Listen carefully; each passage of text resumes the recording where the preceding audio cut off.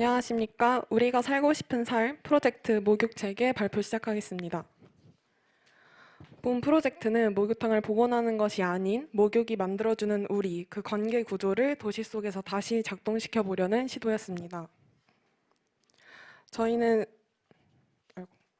저희는 스스로의 삶을 들여다보는 과정에서 달력을 보았습니다. 해야 할 일들과 마감, 약속과 일정들이 빽빽하게 적혀 있었고 그 속에 빨간 동그라미로 반복되는 날들이 있었습니다. 바로 목욕탕에 가는 날이었습니다. 멀지 않지만 가깝지도 않은 거리, 버스를 타고 가야 하는 목욕탕, 항상 그 자리에 계시는 주인 할머니, 가끔 마주치는 동네 아저씨, 언제 본 건지 이미 친해진 어르신들, 많은 말이 오가진 않지만 이상하게 정겨운 느낌이 드는 곳입니다. 나만의 목욕 루틴, 샤워, 온탕 10분, 열탕 5분, 폭포수와 사우나, 냉탕을 거쳐 다시 열탕으로 마무리. 그리고 항상 마시는 바나나 우유, 몸을 씻고 나오는 것이 아니라 무언가 해낸 듯한 기분으로 홀가분하게 집으로 돌아오곤 했습니다. 스스로의 생활을 돌아보던 중 목욕이 제 삶과 밀접한 연관이 있다고 느꼈습니다. 그러던 중 질문을 던지게 되었습니다. 왜 집에서 샤워를 할 수 있음에도 굳이 집 밖으로 그리고 목욕탕을 찾아가는 걸까? 샤워는 기능적으로 완결이 되어 있습니다. 하지만 목욕은 다릅니다. 샤워가 개인의 위생이라면 목욕은 우리 공존의 상태에 가깝습니다. 실제로 자주 방문하는 휘경 인삼 사우나의 평면도입니다. 예전에 비해 목욕탕이 많이 줄어서 주변에 3-4개의 동 사람들이 전부 오는 사우나입니다. 파란색으로 표현된 나의 목욕을 하는 루틴이고 이 루틴 속에서 저는 지속적으로 타인을 인지하게 됩니다. 그렇다면 나 한 개인이 하는 목욕의 순간이 언제 그리고 어떻게 우리로 확장이 되는 것일까요? 우선 탈의실은 역할 해제의 공간이라고 생각을 했습니다. 사회에서 부여되는 직업, 나이, 위치는 탈의를 하며 같이 벗어두게 됩니다. 옷을 벗는 행위는 목욕을 위한 준비이자 개인의 정체성을 내려놓는 상태 전환의 순간입니다. 그 후 TV 앞의 편상은 공공의 거실입니다. 목욕 전후 사람들이 자연스럽게 머무는 공동 체류 공간으로 옆집 아저씨, 할아버지가 뉴스를 보며 자연스럽게 툭툭 이야기를 나누게 됩니다. 그러고 같은 온도의 공유가 일어나는 탕입니다. 같은 물에 몸을 담그며 온도를 공유하는 행위는 온도로 인한 신체의 이완을 일으키며 낯선 타인과 한 곳에 있는 감각을 무디게 합니다. 사우나 속 무언의 경쟁도 있습니다. 더 오래 버티기 위해 말없이 지속되는 몇 초 몇 분의 암묵적인 경쟁이지만 왜인지 모를 가까움을 느낍니다. 또한 혼자 풋풋에서 마치 무린 고수가 된 것을 상상하고 때미는 순간에도 가장 개인적인 신체를 타인에게 맡기며 완전히 낯선 공간 속에서 어색해하면서도 쉽지 않은 느낌을 받습니다. 목욕탕에서 개인은 혼자 목욕을 즐기는 것 같지만 무방비한 순간을 같이 공유하는 존재가 있다는 것만으로도 우리라는 감각을 느끼게 됩니다. 이러한 목욕탕의 가치가 있음에도 왜 목욕탕은 사라져가고 있을까요? 과거 목욕탕은 위생 인프라로서 집에서 분리된 기능으로 작동했습니다. 몸을 씻기 위해 사람들은 반복적으로 동네 목욕탕을 찾았고 그러면서 목욕탕은 자연스럽게 동네 소셜 허브로 기능하게 되었습니다. 하지만 오늘날 가정 내 위생시설이 보편화되고 시간 효율과 프라이버시도 증시되다 보니 목욕탕을 찾는 사람들은 점점 줄며 목욕의 가치 또한 발현되지 못하고 있습니다. 사회는 변하고 목욕탕은 그대로입니다. 기존 목욕탕의 가치를 다시 도시 안에서 작동시키기 위해서는 기존 목욕탕의 복원이 아닌 새로운 도시 상황에 맞는 인프라로서 도입되어야 한다고 생각했습니다.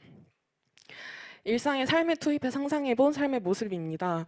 출퇴근길에 답답한 지하철 대신 아침 저녁으로 목욕을 즐기며 이동하기 위해 목욕의 차례를 기다리고 있는 지옥철의 모습이 사라진 모습입니다. 기존의 대학 강의실의 딱딱한 계단식이 온천탕과 함께라면 누구나 그 강의를 듣고 싶어 할 것입니다. 수업이 끝난 후 도서관에 가서 공부를 하는 기존의 삶에 목욕이 들어오는 상상을 하면 그 길이 즐거워질 것입니다. 추운 겨울 추위에 떨기보다는 버스 정류장에서 사우나를 즐기는 사람들의 모습. 이처럼 저희가 되살리고자 하는 것은 벗음의 상태 전이, 물이라는 매개, 온도 감각의 공유, 반복 방문의 리듬, 즉 목욕이 만들어내던 관계 구조의 복원입니다. 우리 삶으로의 확장입니다. 사이트는 현재 셋 다 같이 거주하고 있는 서울 동대문구 이문동으로 선정을 했습니다. 이문동은 최근 대규모 재개발로 인한 새로운 주거 재편이 일어나고 있으며 이와 대비되어 외대를 기점으로는 기존의 오래된 다세대 주택 단지가 남아 있습니다.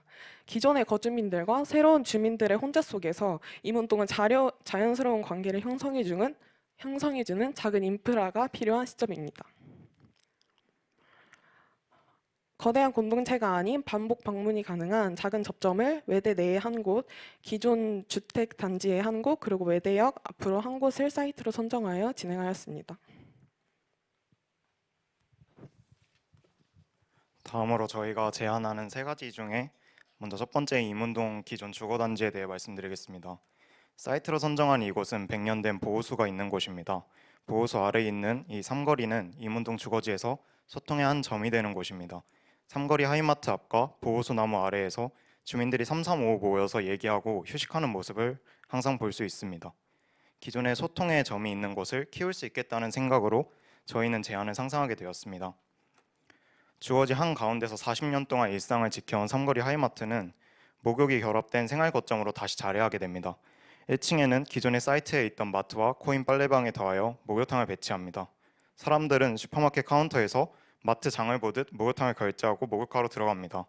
그런데 목욕탕은 들어가자마자 카운터를 지나 탈이, 그 후 샤워를 하고 탕에 들어가는 시퀀스를 가집니다. 저희는 이 카운터를 기존 생활 거점과 합쳐서 운영하는 것을 제안하며 이를 통해 더욱 기존 삶과 새롭게 즐기는 목욕이 연결될 수 있는 평면을 상상할 수 있었습니다. 마트를 지나 목욕탕 내부로 들어갈 수 있고 이 목욕탕은 주택들에 이미 샤워 시설이 다 보급되어 있기 때문에 오히려 과거처럼 큰 목욕탕이 필요하다고 생각되지 않아서 이 정도 스케일로 지어졌습니다. 과거 나무 그늘 아래 또는 마트에 놓인 플라스틱 의자에 앉아 하루를 쉬어가던 할머니와 할아버지들의 모습이 고스란히 도로와 건물의 경계면에서 재현됩니다. 2층에는 사우나와 문화센터가 메인으로 작동합니다. 사우나는 휴식과 이완에 초점이 맞춰진 공간이기에 이문동 보호수가 바로 보여서 느린 일상을 즐기도록 했습니다. 100년 된 보호수 아래를 마주하고 있는 이 건물엔 다양한 시설들이 있게 됩니다. 기존 커뮤니티에 기능하던 장소에 목욕이 줄 수 있는 가치를 침투시켰을 때의 시너지를 상상해 보면 사람들은 목욕을 하고 도로변에 놓인 평상에 앉아 슈퍼마켓에서 산 바나나 우유를 먹기도 하고 세탁방에서 빨래를 맡기고 잠시 바깥 햅쌀을 째러 나오기도 합니다. 사우나 복으로 갈아입은 사람들의 모습입니다. 한편으론 동시에 옆에 문화센터에서는 이문동 주민들이 같이 즐길 수 있는 강좌를 엽니다. 기존에 이문동 주거지에 살던 사람들이 가지던 생활 패턴은 안정성을 가지나 자칫 계속 같은 삶을 살아 경직될 수 있다고 생각했습니다. 이에 예를 들어 쉬는 날이면 문화센터 수업을 오전에 듣고 목욕과 사우나를 즐기고 마트에서 장을 보는 등 새로운 생활 패턴을 만들어줄 수 있습니다. 다음으로 외대 도서관 사이트입니다. 외대 도서관과 운동장 사이 캠퍼스 중앙에 위치한 이 목욕탕은 학생들의 동선 위에 놓여 있습니다. 대학교 특성상 학교 수업이 끝나고 도서관에 모여 공부를 많이 하는데 씻는 행위가 필요할 때 말고도 목욕은 생각 정리와 이완에 큰 도움이 되기에 공부를 하던 중이나 팀플을 하던 중 목욕할 수 있으면 좋겠다는 상상 속에 제안을 시작합니다.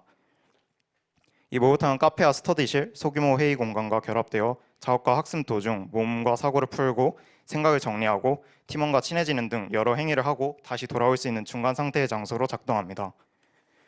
목욕탕은 기본적으로 다수가 사용하는 공간입니다. 하지만 대학생이 주된 사용자이므로 팀이나 개인으로 나눠져 목욕을 많이 할 것입니다. 이에 새로운 내부 배치가 필요하다고 느꼈고 작은 벽들과 나누어져 있는 목욕 시설들을 통해 공유와 프라이버시 사이 적절한 중간 지대를 찾았습니다. 외대의 다양한 학생들이나 주변 주민들이 각자의 템포로 이완의 순간을 즐길 수 있습니다. 카페에서 카운터 역할을 하고 카페에서 결제 후 키를 받아 목욕탕에 들어갑니다.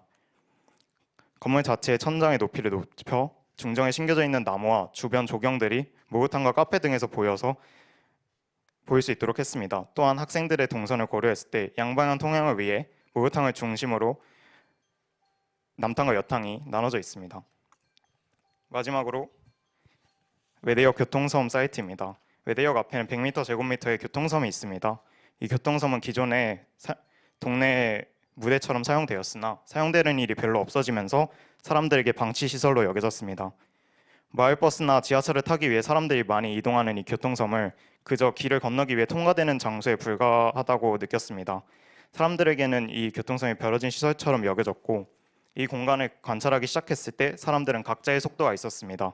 어떤 사람은 지하철을 놓치지 않기 위해 뛰면서 길을 건너고 있고 다른 사람은 퇴근길이 지치기 때문에 지친 표정으로 집에 빨리 가기 위해 이곳을 건넙니다. 서로 다른 속도 속에서 교통성은 많은 사람들이 길을 건너며 잠시 지나가다 들리기 때문에 이 지나가는 상황 속에서라도 기존의 경직된 삶이 아닌 잠시의 이완을 주고 싶었습니다.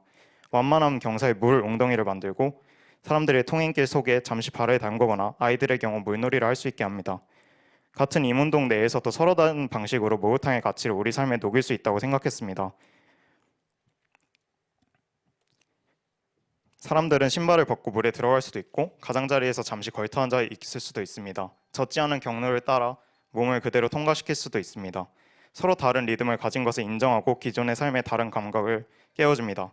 마지막으로 직접 살고 있는 이문동을 바꿔보는 프로젝트를 하면서 저희가 하는 이 즐거운 상상들이 동네 주민들과 공유가 됐으면 좋겠다는 상상을 했습니다. 기존의 경직된 삶의 리듬 속에 목욕의 순간들을 섞어 새로운 삶의 방식을 이어갈 수 있는 기회가 될 수 있었으면 좋겠습니다. 이상으로 발표 마치겠습니다.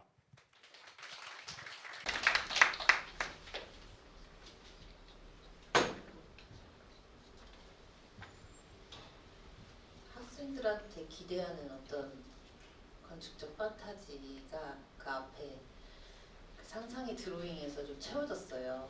그 전철역에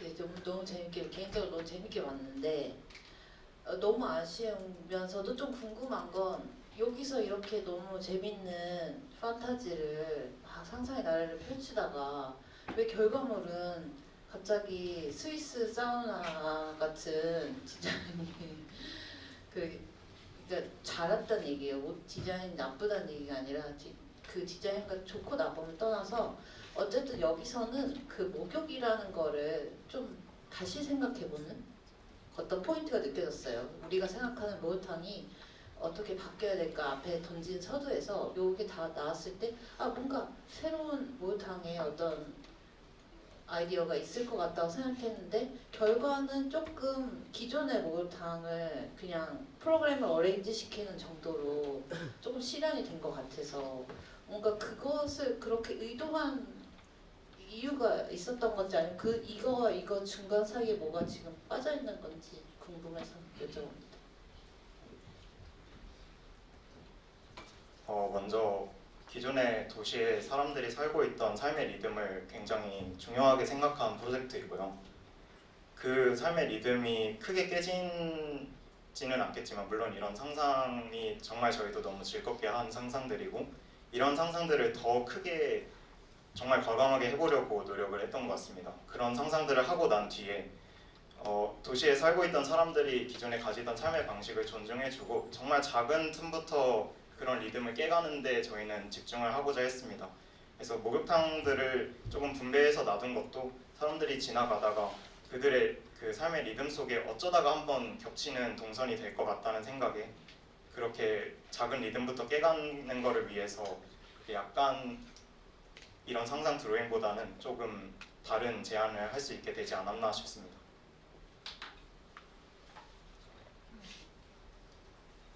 그 상상과 실현 사이에서 이게 상상만으로만 되는 게 아니라 실현도 가능할 수 있는 제안이잖아요.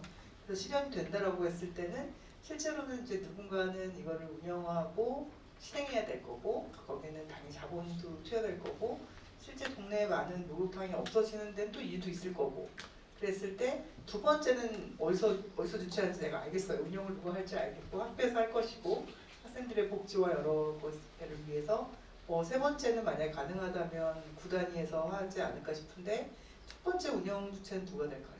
그러면 첫 번째 운영 주체 같은 경우에는 그 대지에 있는 땅들을 구나 혹은 시에서 매입을 하고 운영은 민간에서 운영을 하는 것으로 생각을 하고 있습니다. 일단은 기존에 슈퍼마켓을 운영하시는 분 그리고 빨래방 운영하시던 분, 각 분들의 어떤 개인적인 목적을 위해서 만들어진 공간이었지만은 저희가 제안하는 공간은 그러니까 그런 주민들이 어떤 이 모여지는 이 공간에 또 새로운 목욕이 주는 가치를 같이 더하는 것에 동의했으면 좋겠고요. 그리고 그러다 보니까는 아무래도 그 주민들의 공동체가 먼저 있을 것 같아요. 그래서 그 주민들 공동체 안에 어떤 이 슈퍼마켓 사장님들도 있을 거고요. 아니면 빨래방 사장님도 있을 거고, 그리고 또 건축가도 있을 것 같습니다. 그래서 그 외에도 다양한 주민들의 요구를 수용할 수 있는 그런 공동체가 주체적으로 운영하게 되지 않을까라고 상상을 하고 있습니다. 저는 조금 이어진 얘기인데 어쨌든 이 프로젝트에서는 그런 목욕탕과 도시 인프라적인 뭔가 다른 프로그램과의 하이브리드가 되게 매력인 것 같아요. 그래서 뭐 그게 아까 말씀하신 여기 만들어내는 관계 구조를 복원하는 게 설득력이 있는데, 근데 조금 비슷한 질문인데 건축 형식인 것 같아요. 그러니까 뭔가 목욕탕, 우리나라의 아까 처음에 없어지는 목욕탕들 보여주신 우리나라의 목욕탕들의 건축 형식이 있고, 그러니까 뭐 뭔가 그걸 하나로 정의할 수는 없지만 그것들이 만들어진 어떤 이유와 형식이 있고, 스위스에서 만들어진 형식이 있고, 뭔가 핀란드의 사우나의 형식이 있고, 그리고 하이브리드 되는 어떤 예를 들어 마트라든지, 그러니까 뭐 학교의 아이들이 같이 공부하는 장소라든지 그런 각각의 건축 형식이 하이브리드 될 때 만들어진 어떤 그 디자인적인 뭔가 그 제스처가 분명히 있다면 더 재밌었을 것 같은데, 지금 결과물에서는 그게 뭔가 하나의 굉장히 그냥 잘 정리된 어떤 건물 안에 이렇게 테넌트처럼 들어가 있단 말이죠. 그래서 뭔가 그런 디자인의 그 방향을 선택한 이유가 있는지